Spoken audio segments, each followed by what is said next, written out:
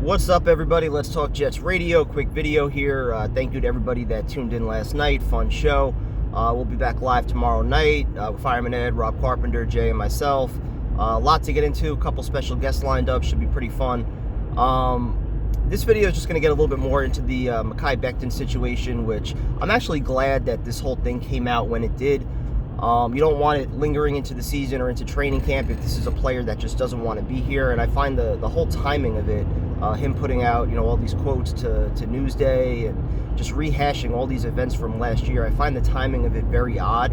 And it has to make you wonder, I think, whether or not this player wants to be a Jet or whether or not he sees a future with the Jets, because it made no sense for him to try to rehash all this stuff when there's nothing but positive vibes throughout the organization right now following the Rodgers trade. And even for Becton himself, who, again, nobody was talking about what happened last year, him showing up 400 pounds, coming off a knee injury the following season, where you would think, like, all right, he would be on top of his shit.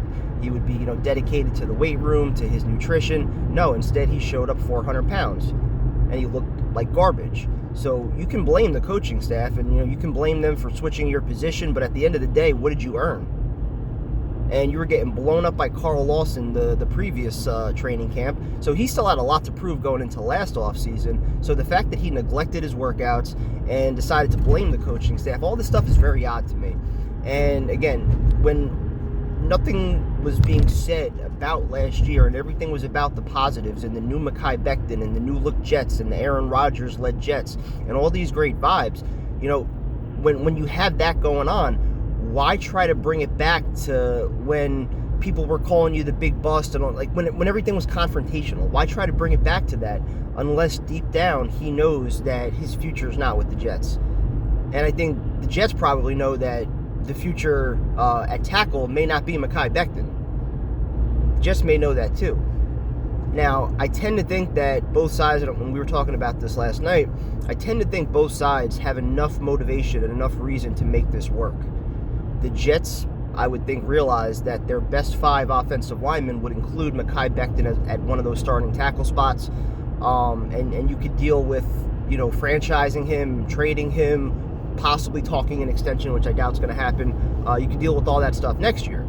Becton, of course, where else is he going to go right now, get traded and get a starting opportunity? I'm not sure if there's too many places. I'm not sure if there's any teams that are willing to give up anything significant either to facilitate a trade.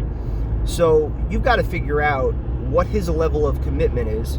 Is he genuinely willing to take on playing right tackle? Is it something that he's going to embrace? Or is he going to be a distraction all year?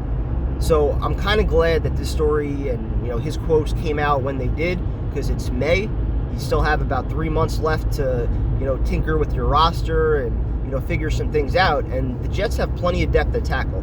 We've been talking about it for a while. It was one of the reasons that I didn't think it was a necessity to go tackle with the first round pick, even though now maybe it looks a little bit better if they could have gotten a tackle there. But they still have plenty of depth, and I'll keep talking about it. The potential of AVT, your best offensive lineman, to secure one of those tackle spots, to me that's important, because you look at next year, Dwayne Brown right now, 38 years old, last year of his contract, and the likely possibility that Becton is not going to be back.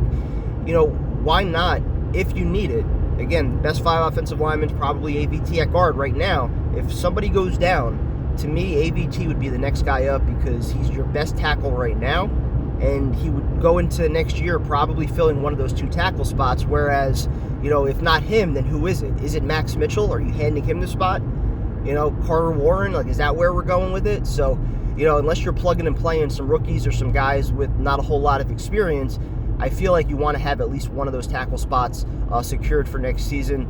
Even though it is all about this year and being all in with Rodgers, I tend to think this is at least going to be 2 years where we have a possibility to do some damage here. So, just looking at next year and what that offensive line could look like, it's nice to have what AVT could bring, but for this year especially, if it's needed, I don't mind moving him. You have McGovern, who can play guard.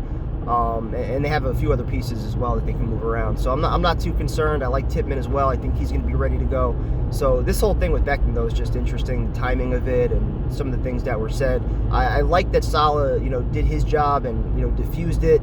didn't try to escalate it, and just talked about the good space that Mekhi is in right now. And I just hope that they can keep it that way, make it through the season, make it work for this year, and then whatever his demands are for a contract next year, whatever you got to do, if he does have value and you can trade him, so be it. But you got to figure out where his head is at and if he's fully embracing this move to right tackle and being a Jet for this season. So talk to you guys later.